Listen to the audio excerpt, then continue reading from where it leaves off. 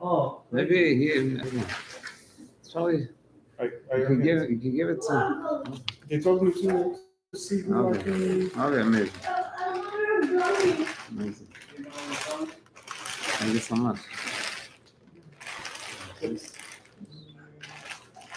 You know, I'll find out. More. Yeah, it's fine.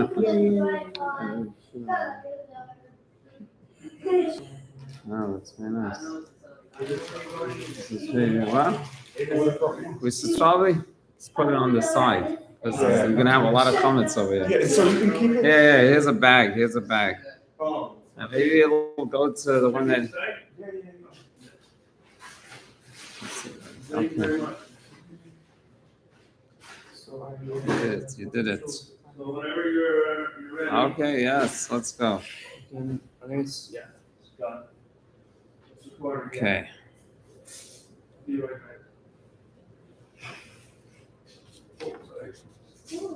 So we're on, okay. Yeah,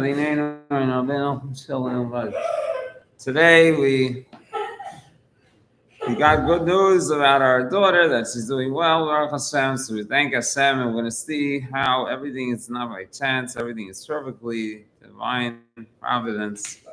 And it's in the hearts of this week that we have the mitzvah to thank Hashem by offering a carbon toida, a carbon of thanks. And it's actually interesting that we're told that when the Jewish people left Egypt, when they left the imprisonment that they were for so many years, we're told that they did not actually bring a carbon taida. The reason for that I do not remember, but on the other hand, I guess it wasn't a complete redemption. But the final redemption that we're going to leave now, which is going to be a complete redemption, we're going to bring a carbon taida, we're going to bring this sacrifice to leaving this redemption, leaving this exile. So we should have that already, and this is obviously opportune time. It says that we use three matzahs for the Seder night. It has to do with three types of matzah that comes along with the carbon taida. In other words, although they did not actually bring a carbon taida when we left Mitzrayim, but being that it's a similar idea of leaving exile, so we use three matzahs at the Seder to remind us of the thanks that we offer to Hashem for leaving Egypt, leaving Mitzrayim, and that is something that's related to the holiday Pesach that's coming. So the Ramachos this week, the talk of the Rebbe, that we have from 1991, is a talk that's very, very extraordinary in explaining to us our purpose in this world, and it shows how every Jew could reach the level of a tzaddik. The sikh is all about a tzaddik, especially connected to the 90th Psalm of Tehillim, the capital of Tehillim, tzaddik, which is the mizmar of Tefillah of Moshe Shalikim, the Tefillah of Moshe, the man of Hashem, and it's speaking about that at great length. And we're certain that we're living in a very special time, that Shabbos we are going to have this week, at the end of the week, we're going to have this Shabbos. It's called Shabbos HaGadol. It's the great Shabbos. It's the Shabbos that's the big Shabbos. And we're told the reason why it's called the big Shabbos is because a very great miracle happened on this Shabbos, and we commemorate the miracle by calling it Shabbos HaGadol. And there's a special custom of saying the Haggadah after Mincha. We say the Haggadah of Pesach, we say a big segment of it in celebration of that, um, in celebration of the beginning of the miracles, and that's why we call Shabbos Hagadol, because it was the beginning of the miracles. What was the beginning of the miracles? The beginning of the miracles were that the Egyptians, when they heard that the Jewish people are going to bring a sheep for a korban, so they were devastated to hear that, because the sheep was their idol, and we're going to sacrifice their idol to Hashem. They were very upset about that. So they asked us why we're doing it. So we told them, without any fear, we told them this was all amazing. This is a great part on ours, that we were successful in overcoming any intimidation and being able to boldly proclaim that we are going to slaughter their idol. And that bold proclamation had a big influence on these Egyptians. And we told them, why are we doing it? Because Hashem is going to slaughter all your firstborn. And when the firstborn heard this, they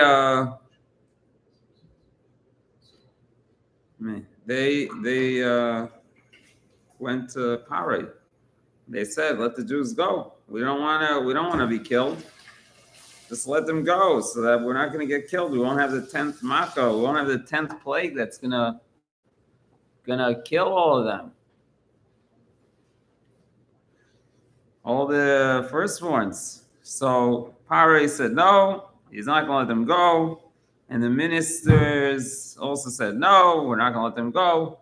And that caused a civil war between the Egyptians themselves, between those that wanted to let the Jews go and those that didn't want. And that's what it means, Lamakim Mitzrayim Chayreim, that he smote the Egyptians with the firstborns. The firstborns themselves killed their own Egyptians. And that was a very big miracle. And that miracle we commemorate by We commemorate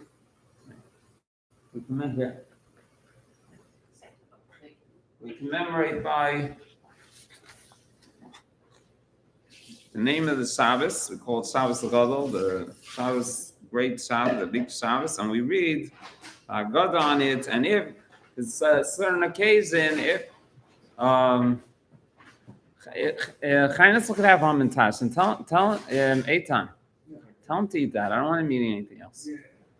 Okay, he could eat that. He ate meat. Oh, you So, whatever. Okay. Back to us. So that's the great miracle. Okay, so now this great miracle that took place, what does it have to do with Shabbos? We're told that Shabbos. Yeah, we'll say, yeah, I'm in the middle. I know. We're doing that. Yeah. Okay. The miracle was commemorated on Shabbos. Now, this is unique because usually when we commemorate a miracle, we commemorate it by the day of the month. This is the only holiday that we commemorate by the day of the week. We always do Shabbos Hagadol. Let's make a difference when it's what day of the month it is. The original Shabbos Hagadol, we're told, was on the 10th of Nisan. But we don't commemorate the 10th of Nisan. We don't celebrate every year the 10th of Nisan. We celebrate every year the Shabbos before Pesach. Just like that was the Shabbos before Pesach. That's something unique.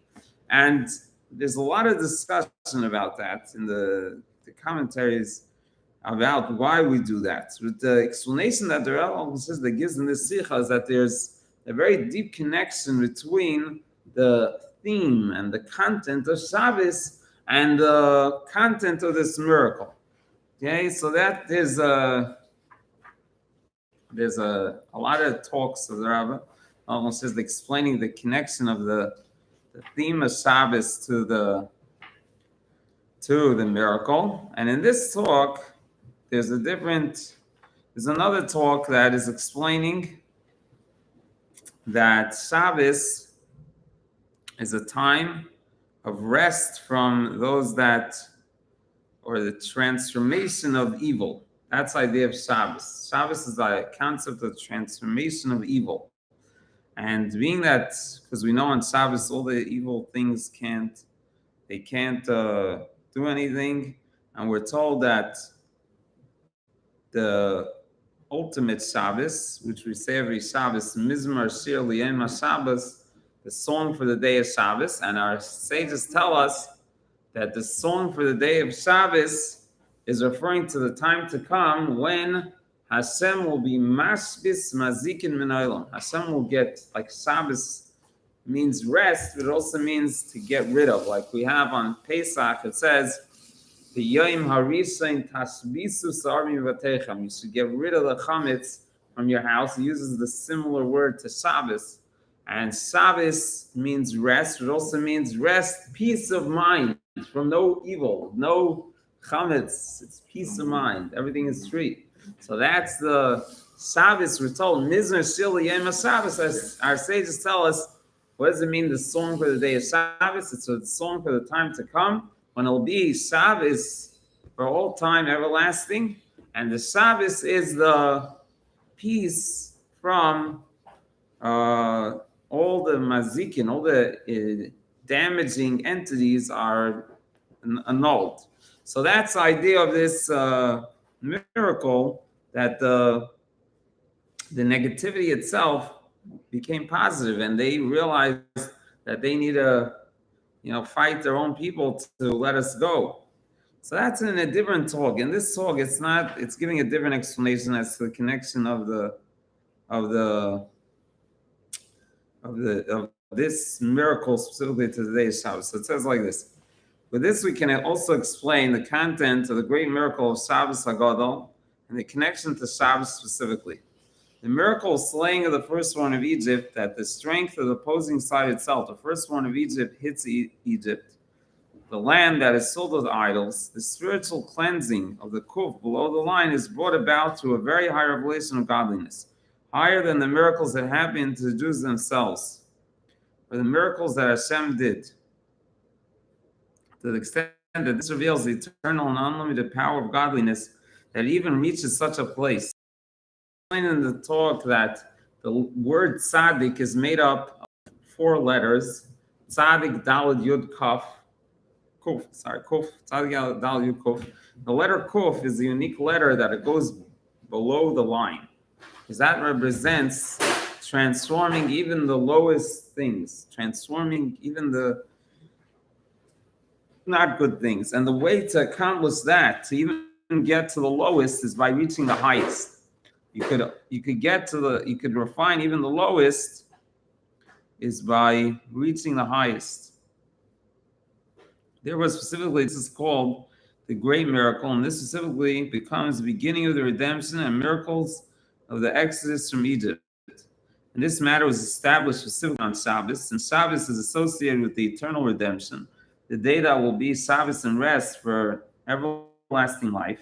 And the matters of Shabbos are double, and repetition is also associated with Shabbos. Therefore, the Shabbos in which took place the great miracle, the slaying of Egypt by the firstborn, transforms the entire Shabbos, that it becomes the great Shabbos. And therefore, this Shabbos also has the ability to bless the festival of Pesach, as mentioned earlier in chapter 1. Okay, so the idea is that Shabbos is very connected to reaching a very high level that could even influence the lowest. And that's the idea of the ultimate redemption, that we're going to have a godly revelation that's not going to ever leave us. Because the revelation we had in the Mishkan, in the tabernacle, was a temporary revelation. And even the first and second Beis Hamikdash, that was a permanent edifice. The revelation didn't remain there permanently, because ultimately it was destroyed. And the third Beis Hamikdash that will be built will be a permanent revelation that will never leave us. And that's because the godliness will permeate the world completely. The way that godliness permeates the world completely means that it reaches even the lowest. that even the lowest it transforms. And when it transforms even the lowest, then there's no more room at all for ever the evil coming back, because there's no place for the evil to come anymore to. So that's the idea, and that's what Shabbos represents. Shabbos represents eternity, and it represents the godly revelation permeating the world, and that is why it's connected to Shabbos. It's a little bit different than the other Sikha. It's not so much the emphasis on the transformation of negativity, rather on the permanent revelation in the world. That the revelation is permanent when it reaches even the lowest and transforms that as well. So it's interesting. This morning, I was learning a mimer with my son, which has a similar idea to this. It's a mimer from the Alter Rebbe that has a similar idea to this. Okay, so the idea that Alter Rebbe is explaining over there is something that we know, that the laws of the Torah will never be nullified. The laws of the oral Torah will always be. And the way that Alter Rebbe explains it is that in order to have something reach very far, it has to be from a very high level. And therefore, the mitzvahs, which are physical, they're physical laws. So that's low, because when we have laws, example, laws right in the beginning of Shulchan Aruch about how to use the bathroom. We have laws about things that are very mundane. We have laws about very physical matters. Every detail of our life is a law. There's a law about everything. Is a law. The way that those laws are eternal is because they're coming from such a high source. The high source that they're coming has the ability to permeate even the lowest, even the most physical aspects of the world. And that's why they are eternal, because they're coming from such a high level. That's why they have two qualities. They are specifically physical laws, and they're also eternal laws, because they are coming from such a high level. That's a similar idea to this. This is the idea here that we're bringing godliness into the lowest part of the world. Now, you have a question? Okay, so now let's see how this is connected. This is a few days before the birthday of the Rebbe, and Malcolm says this birthday, it's going to be next, next week? Tuesday, yeah? And I think early. No, you're right. It's on Tuesday? Sunday, I think. Maybe. Because Shabbos is Yud. It's actually the same as when we left Mitzrayim, right? This year, we left Mitzrayim. It's the same as the way we left Mitzrayim, left Egypt. You left Mitzrayim on Wednesday? What? Yeah. Yeah. Let's see. Well, this year it's on a Thursday, actually. On Thursday? Yeah, on a Thursday. According to that opinion, there's actually two opinions while we left Mitzrayim, and the opinion that we base our Shabbos Hagadol on is the opinion that Shabbos was on the 10th and we left Mitzrayim on Thursday. But that is a whole complication, actually, because when it comes to Shavuos, we say that we left Mitzrayim on Friday. So this April 1st is the 10th of Nisan. It's Saturday. 10th of Nisan is Saturday, right? How it So the originally Shabbat- was. Yeah, What? literally, yeah. Yeah, it's on the 10th of Nisan. I'm looking at the calendar. Right. It's was.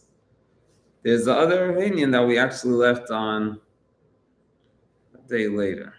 Like we left on we left on the 15th, but the 15th was not on Thursday. The 15th was on Friday. There's two opinions. I saw a whole discussion about it. But the fact is that when we celebrate the according to that opinion, see, there's a lot of explanations as to why the Shabbos is called Shabbos Agadol. And there are those that disagree. Yes. Yes, very good. This is the Chabad calendar. Okay. Very good. Yeah. Okay. So very good. So that's on Sunday. So what does this mean for us? Very, very great and special day coming up, because we're told the following. We're told that Adar is the day of the month in Adar that Moshe Rabbeinu was born, and that brought us the redemption of Purim. Purim was a result of Adar being the month that Moshe Rabbeinu was born, which Purim was a very big miracle. And the Gemara says clearly that it was a result of Moshe Rabbeinu's birth in the month of Adar. And the month of Nisan has the holiday Pesach, and we're told that in Pesach we were redeemed from Egypt, and in the month of Nisan we're going to be redeemed in the eternal redemption, Mashiach. And that is the birthday month of Mashiach, almost says that. So it's an amazing thing that we see that the month of Nisan is the month that it's also called the month. The Pesach is called the time of the birth of the Jewish people. Pesach is called the birth of the Jewish people, and it's a very opportune time for the birthday of the leader of the Jewish people, so that we are certain that it's going to be the ultimate leader with Hashem Shalom Mashiach will take the Rav says they'll take us out of this gulf. So everything is accurate. There's no question that everything is accurate. In this talk, it speaks about a decision of the government. Every year they make the birthday of the Rabbi. Malcolm says there be Education Day, and that year the number of the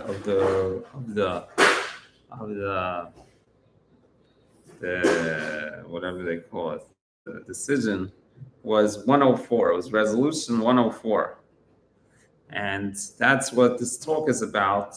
Very interesting idea that a Jew, he doesn't have anything forcing him to keep the mitzvahs.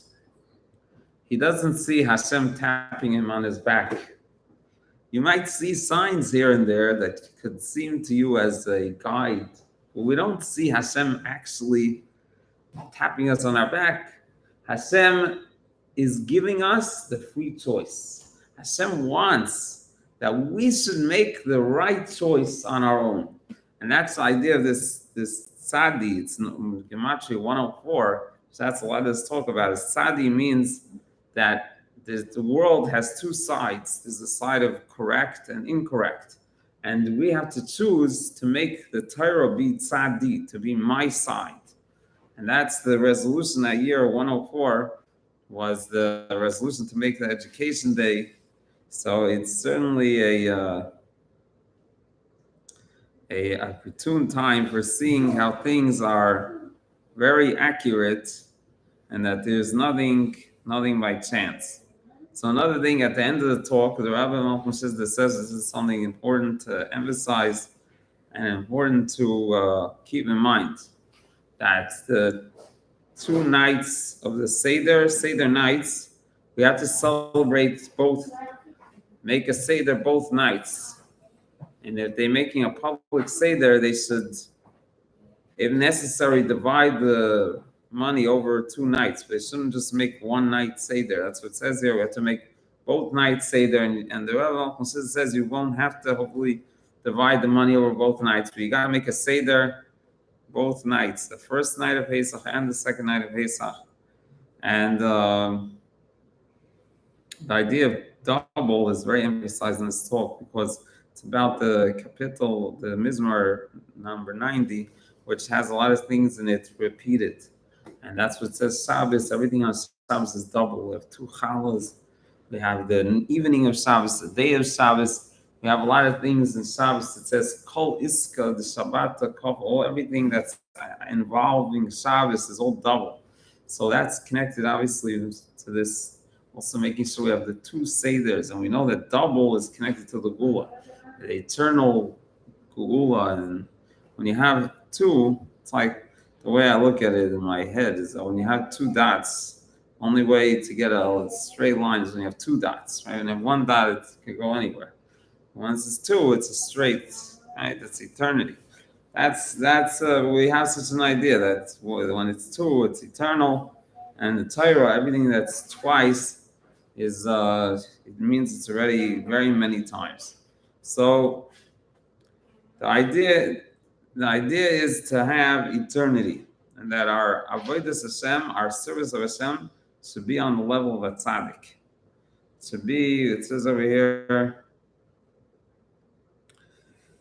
being that we are in the year of our Sodom wonders, and within it, in the month of Nisan, in the week of the festival of Pesach, the time of our freedom, and in light of the events and miracles revealed to the physical eyes openly to all the nations. This was right after the Gulf War. This has to arouse within a Jew additional will and strength to do his service in the way of a miracle, to the extent of miracles and miracles. It's not enough to do more than what he's used to doing until now. Torah study and mitzvah performance in a beautiful way. That he has to go higher and higher in this, to go from strength to strength, until he reaches the true great miracle associated with Hashem is great and exceedingly exalted. We have a special God-given strength for this from Kapitel 90, the prayer of Moshe, man of Hashem. May your pleasantness, Hashem, our God, be upon us. Establish for us the work of our hands. The work of our hands to establish us, that the divine presence will rest in the work of his hands. And Moshe gives every Jew the strength, especially through the aspect of Moshe that is within him, that affects his service in actuality. Every Jew has a spark of Moshe, we're told, in him. The person to reveal in himself the tzaddik that is within him. All your people are tzaddikim, as he is connected with Hashem, is righteous in all his ways. Tzaddik Hashem v'chol derachav. And through this, to do his service of tzaddi in a complete way, to dedicate himself entirely to the side of Torah, so that it becomes my side completely, so that there is not any place for a thought of a different side, both regarding himself as well as to influence other Jews in spreading Torah, Judaism, and the wellsprings outwards, wellsprings of Chassidus, and influencing the nations of the world in regard to their 7 mitzvahs. Okay, and that's the special goal that we have. We're told all the Jews that are righteous, and that's going to be especially in the time to come. And the Rebbe Malcolm says that it's giving us the idea and the strength to reach it, to prepare correctly for this special time that we are anticipating very soon. And this is special time. The Parsha of Tzav is a parsha that has to do with the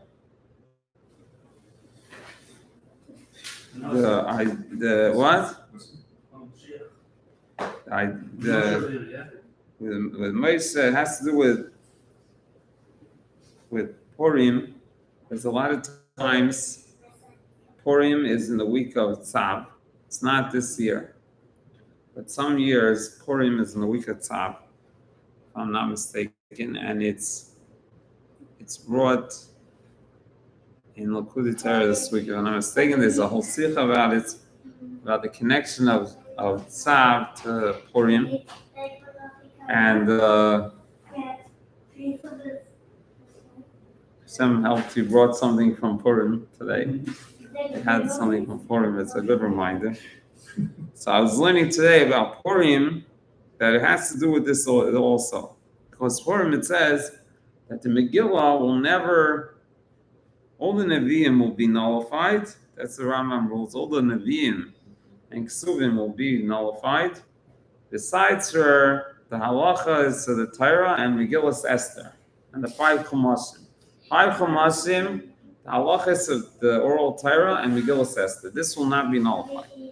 So in that mimer that I learned earlier today, it explains why Megillas Esther and the Purim will not be nullified.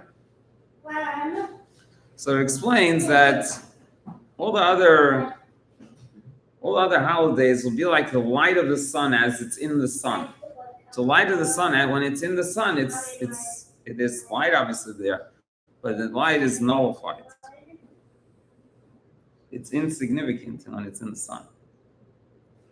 But the level of Purim, it says Esther minater minayin. How do we know where that there's Esther? The Gemara says, how do we know there's Esther? Because it says Vayomahu Hastir is funny. On that day, I will hide my face.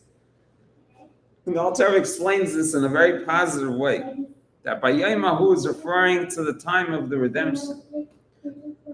And Vayomahu is a very high level.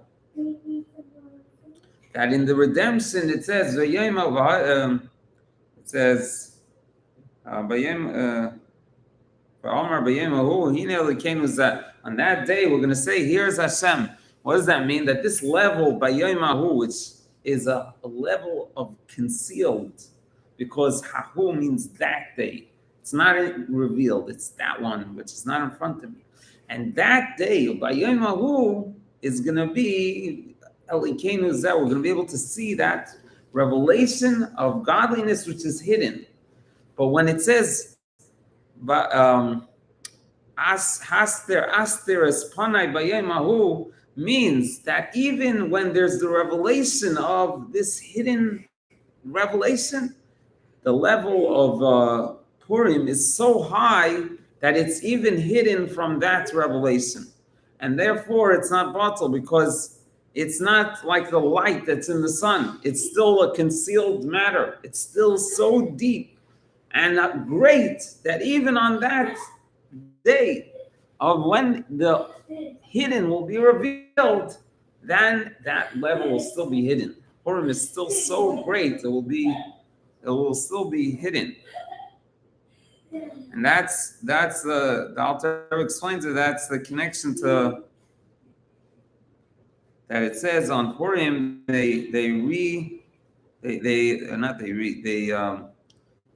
established their fulfillment of the Torah. That by Matan Torah we accepted the Torah. But when did we establish it? We established it on Purim, and the Alter Rebbe explains because that's coming from this high level. So then it's established. And that's very similar to what it's saying in the Sikha here. That when we're reaching an extremely high level, then it's established. The talk is all about establishing. The point here is that we need to have godliness established in the world. That godliness is permanently in the world in a way that it will never go away anymore. And that's what this talk is all about. The koinenu aleinu, which should be established. That the godliness, and how do we have the established godliness, is by bringing it into the world in a permanent way. And that's the goal. And the idea that we have for this new capital, the new parak of Tillim of the Rebbe, Malachon says there's going to be number 122. It's going to be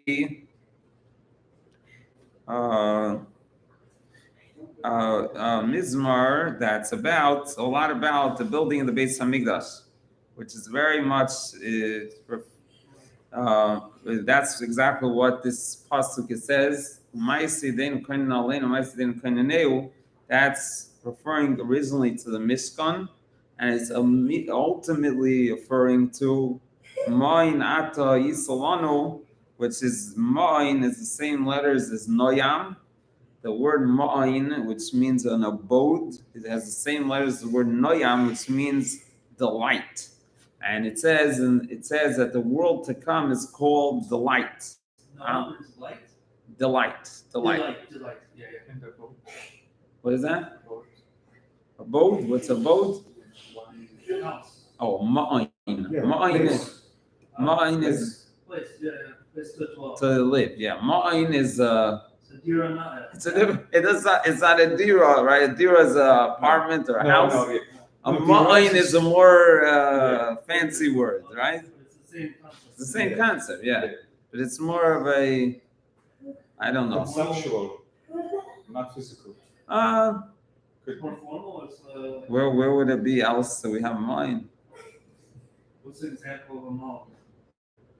It's a good question. I don't know. Another way. Where else does it say mine? I don't know. I don't know. But we say it every morning, right? We say Malon de Sefer. Right, yes. I don't know where. So what's the difference between in the beginning of time? No,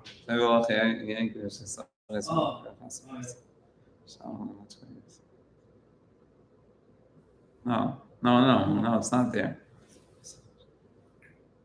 No, it's not there. But it sounds familiar. Yeah. It's not there. But why 122 again? 122 is the new this 11th of Nisan. We're gonna do that for the Rebbe. Malcolm says that's his age, 121 years. Oh, yeah. So we enter into the Right, 122. So we say his 122, mizmar, his psalm for his Oh, age. yeah.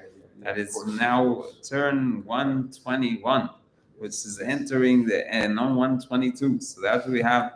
So that's anyway. I don't know my dismay. But anyway, mine is the idea of the Beis Hamikdash. That's for sure. And the pasuk in this mizmar of 122 is similar in this aspect to number 90 because they're very both, especially the beginning and end of 90 is all about the building of the Beis Hamikdash, especially the ultimate one, which will be eternal, will be established. And then this one, 122, is also all about the building of the Beis Hamikdash, that it's going to be a eternal with Hashem's help. It's going to be the ultimate Shloim Yerushalayim. It'll be the ultimate peace in Yerushalayim. Will be a true peace. Shalom is repeated in that puzzle, right? Yerushalayim is Yerushalayim, Hallelujah. Shalom. Shloim Yerushalayim. Look at the Yes, right. Shalom, right. Oh, it says Shalom Yerushalayim. Yes, wow. Double also, wow. So I think there's another. I think Shalom is repeated twice there too. 122. Yeah, I don't know. Could be wrong. Yeah. But anyway. So it's very, very connected, and let's hope that that's the ultimate. Ma'on is Noam. It's pleasant. Yeah, Pleasant. It's a pleasant dwelling. Yes. Pleasant dwelling. We need the true pleasantness. What I realized today, I realized what's truly pleasant is the Torah. Everything else is not the ultimate. The Torah is the true pleasant. That's the. We're never gonna get anywhere closer to true pleasantness than the Torah. That's the. Closer to Hashem. Yeah, and Hashem is the. Noam, right? What is that? Older Noam. Yes, Darchei Noyam. Yes, all your ways are paths of pleasantness, and that's unique. That's one of the unique qualities of the Rebbe. Malcolm says, Malcolm says that he's a pleasant person.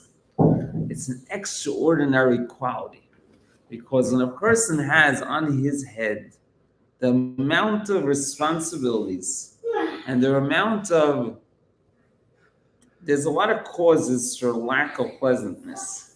What causes a lack of pleasantness is haughtiness, is lack of Respect. easy Not being respectful. peace of mind, and not being respected, maybe too. The qualities that the Rebbe Malcolm says that have are, these are qualities that are extraordinary. That no matter how many institutions that are on his name, how many people give him the respect that you cannot imagine, even though he doesn't want it. But the fact is that he's getting it, and he has so many followers, so many people looking up to him, and so many responsibilities to be overseeing. And with all of that, I was just reading an amazing story. I just read yesterday an amazing story. By no chance that I come across it, and being that it's no chance that I came across it, so I'll repeat it today. It's a very amazing story.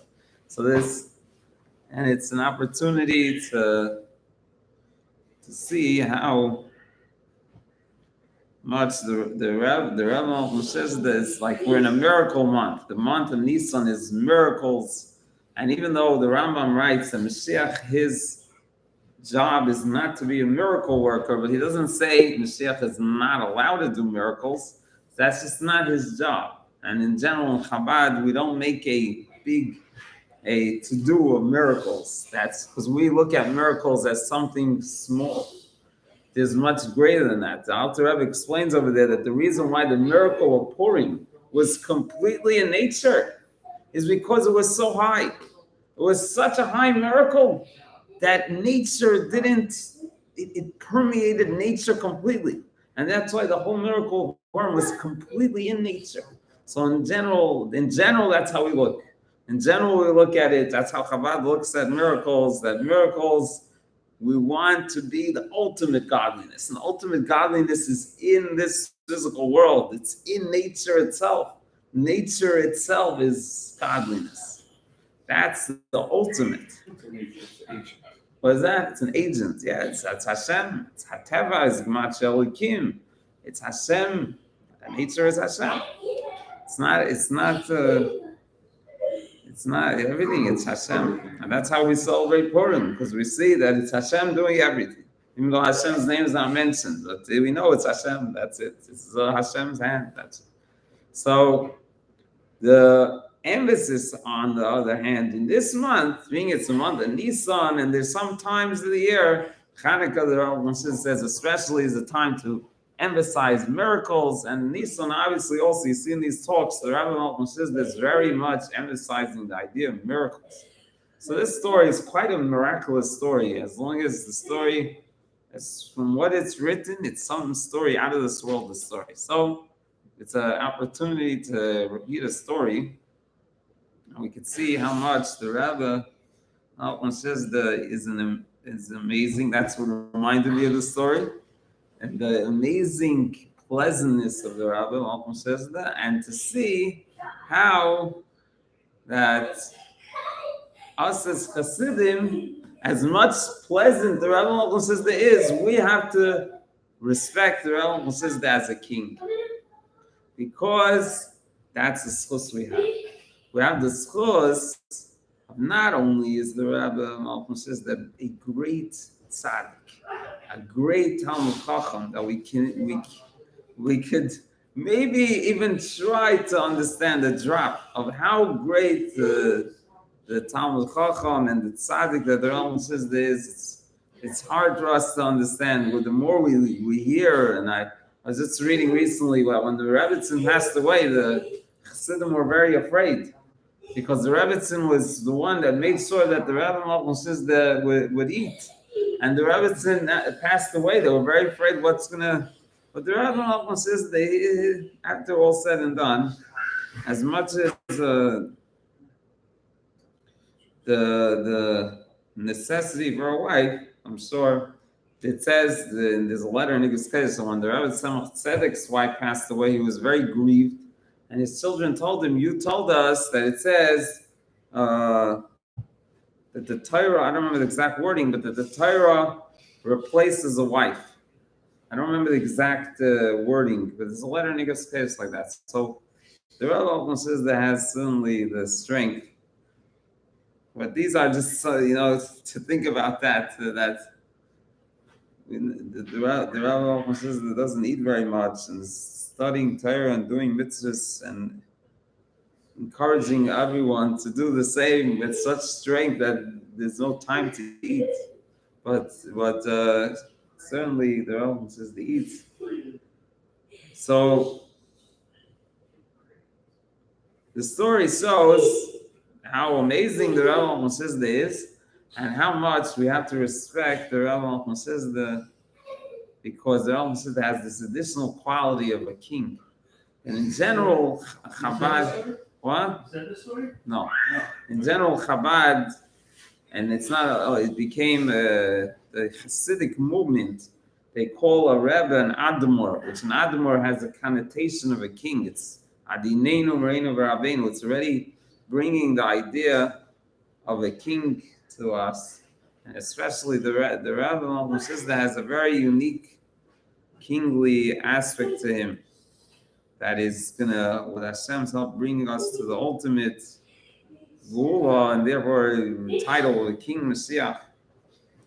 Let's see this story with Hashem's help and see what this means, because no chance that I saw this last night. I had this story on my computer. I'm trying to remember who I read. It's a long story. I'm not so good with details, and the person who wrote the story very, very nice, and I'm not so good at repeating stories with all the details. So we're gonna get the point of the story, but I don't know how I came across this story. I haven't seen it I don't even remember. It said at the end of the story, the one that wrote it, I don't remember who the person is, and I don't know how I got this. The person sent me this story, maybe to put in our newsletter or something. I don't remember any recollection as to who the person is. Hashem brought me to see the story last night, so obviously there's a reason for it, and I think it's probably could teach us a lot of important lessons. So the story goes like this. Okay, this man, he went with his daughter to get Hanukkah geld from the rabbi. On Tuesday in Tashnum Beis in 5752. Okay, and he's waiting online, and he said the way he wrote it. And this is what reminded me of the story, that everyone gets a second to be eye to eye with the rabbi. Then that second is an extraordinary experience. Okay, that's what reminded me of the story right now. That's how he begins the story. So it came his turn, okay, and he's standing there with his daughter, and his daughter was a little girl, and his daughter, the Rabbi says they gave her first. It was a pouch, okay, and that's since then that's how it is. It's a pouch that has in it a dollar bill folded up and a dollar coin, okay. So the Rabbi says they gave the girl one, okay, and then the Rabbi says they handed another pouch to the girl, but this time the Rabbi says they wanted the girl to stretch out her hand and take it, okay. So the Rabbi says it was like waving it to the little girl. But she was very small, I guess, and she didn't pick up on what's going on. And we have to understand the situation. Okay, the situation is that when the Rabbi says is giving out dollars, or giving out coins, or any similar things, there's long lines waiting. The Rabbi says they're standing there for hours, and the secretaries want people to move by very quickly. They don't want people to take up time with the Rabbi says, or else the Rabbi says that initiates a specific person to take up time with. So now he's getting a lot of pressure, because even in such cases, they push the secretaries push the people to go by. So he's getting pushed, and the Rebbe is standing there very patiently, waving this little pocket in front of the little girl, but she's not getting it. So either I think someone told him, you take it. It's not you, your daughter already got one. Now it's your turn, so you take it. Now he's debating in his mind if that's what he's supposed to be doing. It seems like the rabbi is the one to give it to the little girl, and he's debating. He's getting pushed and pushed and pushed. So when he didn't have any more choice in his mind, he thought maybe it's right what I'm being told. Like Label Broner was telling him to just take it. So finally he did. He took it from the rabbi, almost says that, and then that was it. That's it. He got his turn, and he noticed that the rabbi says that looked at him with a disappointed face.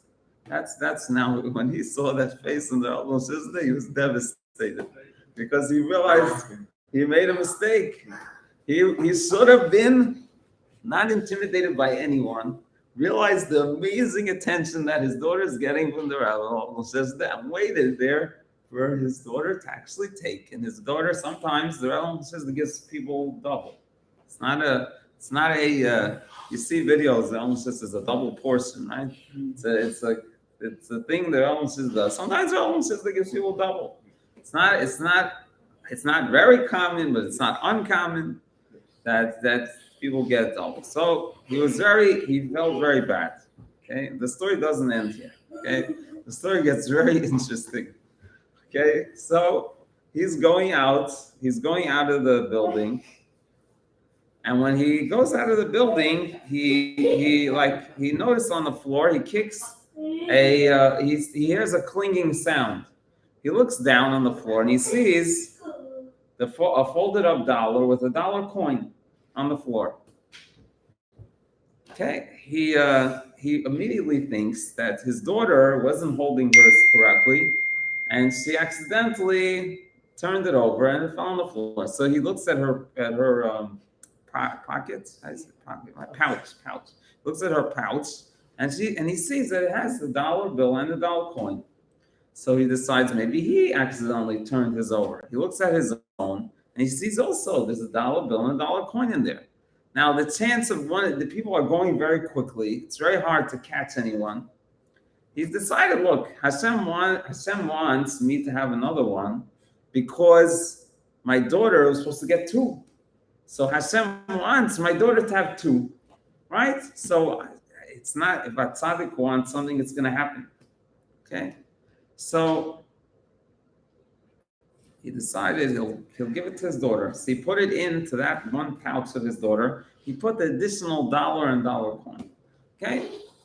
He comes home and he has a special safe that he keeps these things. He had letters he got from the rabbi. Uncle says they had a safe that he kept dollars and special things he got from the rabbi. He says they put it there. And he put his with his daughter's there. And he didn't look at it for many years. And then, I don't remember how many years later, 30 some years later, he was talking to his daughter. Obviously, he was grown up by then. They were talking about their experiences. And they remember this amazing story that they had, that she actually got double. The rabbi says they wanted her to get double. She actually got it. So they were talking about it. They decided they haven't checked it. They didn't have it in a long time. You heard this story before? No, but I think I know what you're going to say. Okay. So they open up the safe. Okay, they open up the safe, and they take it out and they look at them. Now in hers was as it was two. It was a dollar bill and a dollar coin, two of them in hers. But in his, there was nothing. And then when this happened, he finally, after 40 years or whatever, how many years, felt at ease. Because he always felt bad that he took it away from his daughter. And this showed him that Hashem had forgiven him from disobeying. he didn't have his anymore. So the one that he took without permission Oh. disappeared, and his daughter's was still intact with two. This is the extraordinary story that I read last night. It's like some extraordinary story. This is a story that's for the month of Nisan. This is a supernatural miracle. It's the story of the Gemara with The gold. Right. Yeah. Right. And that's the bigger miracle. The bigger miracles that has, right? It says, do you know the story? There was a tzaddik that his wife, it was his wife, right? His wife complained that they don't have money. So, yeah. And Hashem gave them, he had a dream that Hashem is giving them a gold foot from their table that they're going to have in Gan Eden. So they got this gold foot from their table in Gan Eden. And then they realized this is a mistake because their table in Gan Eden is missing a foot. So they davened to Hashem to take it back. They didn't want to use it. And then Hashem took it back. And it says in the Gemara, this is a bigger miracle that Hashem took it back, is even bigger miracle than Hashem gave it to them. Why? Because Mismei Smaya Me'ev Yoiv, from Hashem, from heaven, they only give, they don't take back. And that was a bigger miracle that Hashem took it back, right? That's if I'm not mistaken. So this is right, that's very similar to this story. This story is like an extraordinary story. And it should give us a lot to understand. We have to understand with Hashem's help, number one, which is the first and end. Okay, the first and end of the story is, the first was to realize how amazing the Rambam says this, that just a one moment with the Rambam says that this is touching eyes, this is already extraordinary. It's an extraordinary opportunity, and that's what reminded me of the story in the first place. Hey, that's how I remembered about the story. Number two, that's the end of the story, and that is that we're in a month of miracles. This is a miraculous story. It's a time to remember miracles that happen, and they happen in our times as well. And it's extraordinary. And then in the middle, we have to realize what respect we need to give to the Rebbe. Malcolm says that we have to understand that it says about Moshe, he's a Isha Elikim, he's a godly man. That's what we say. Moshe Isha Elikim is a godly man.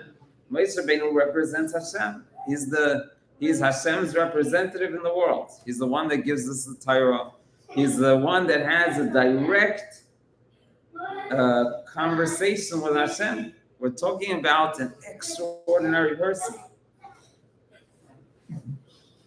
And we have in the Torah, Yeshua said to Moshe, he said, Adaini Moshe Kilaim, get rid of them, because they were saying prophecies, and they were saying a prophecy that Moshe is going to pass away in the desert, and Yeshua is going to go and take them into the land. And the Rashi says, because those that go against you, it's like they're going against Hashem. And they weren't saying a lie, that's actually what happened. But Moshe Rabbeinu said, Moshe Rabbeinu was humble, and we have to see that the great opportunities that we have. Number one, we have opportunities today. The schus and the Hashem helped at the moment.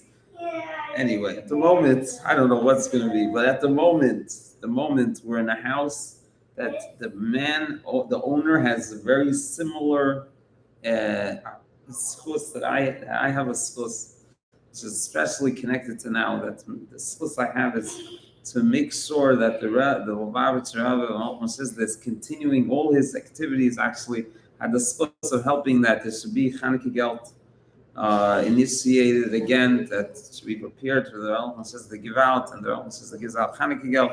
This was in Tafshin Samaches, and we had a big miracle of that.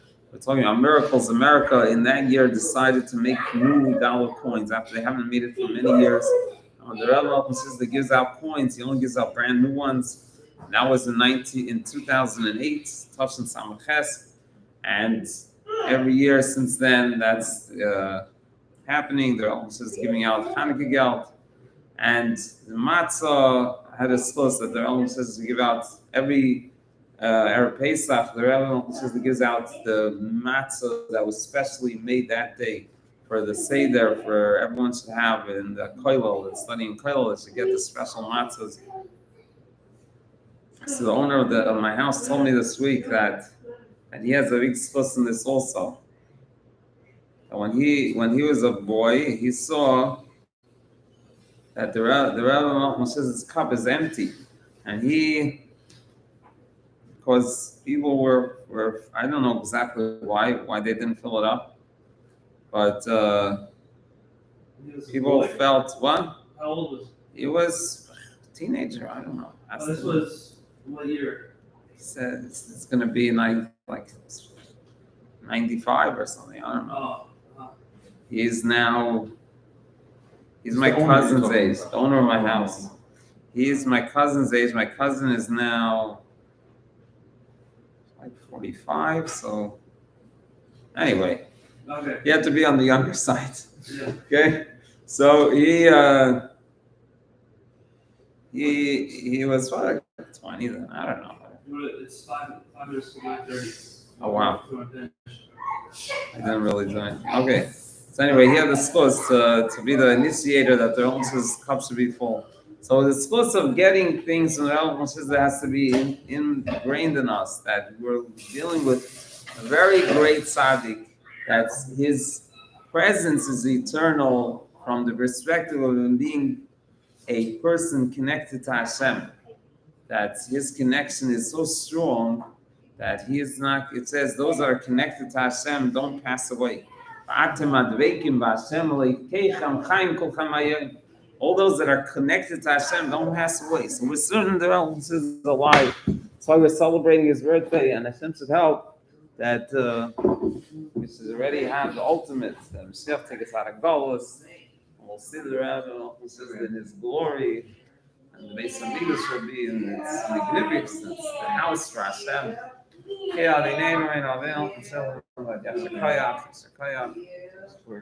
so thank you so much for joining us. Sorry, it was a little bit started, a little bit not in place. Anyone has the bench? At the bench. We can't get it. You're ready to know bench. Yeah? You get something. And I didn't wash. Oh. You didn't have anything either. I don't know. Not yet. We'll have, don't worry. So night is more. I use the restroom. I gotta use the restroom.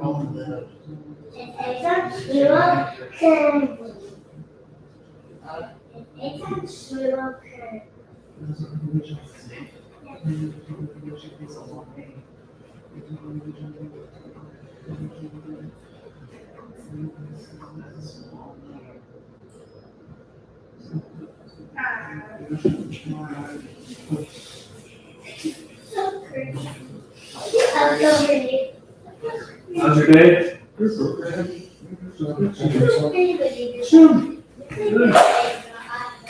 Yeah, tired. Yeah. On Tuesday. Yeah, it's getting closer and closer to Shabbos, so. Yeah. Where you order, what place? From Bubby's Fish and Chips. He's in North Miami. Oh, I don't know, where do you have a pretend Seder? Your house? Oh, wow. Very nice. You wanna finish these presentations? Say something after you eat. Yeah. Say something. Oh, Take it back. Say Brit, Yeah. Rahmana, Alahana, Malka, Oma, Mara, Rahani, Tita.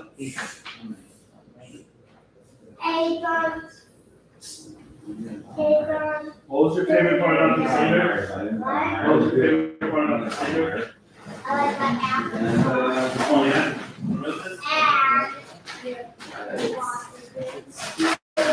Maybe going to look at that.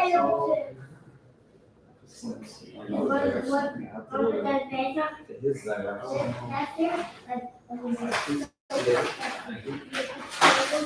sense will give us another opportunity to of the strength of our Torah and mitzvahs would tips the scale. Oh, yeah, we were talking about the scale of Yes. physically where we are. Still alive. Still alive. Still alive. Adding more and more. Got any last words? Uh, no.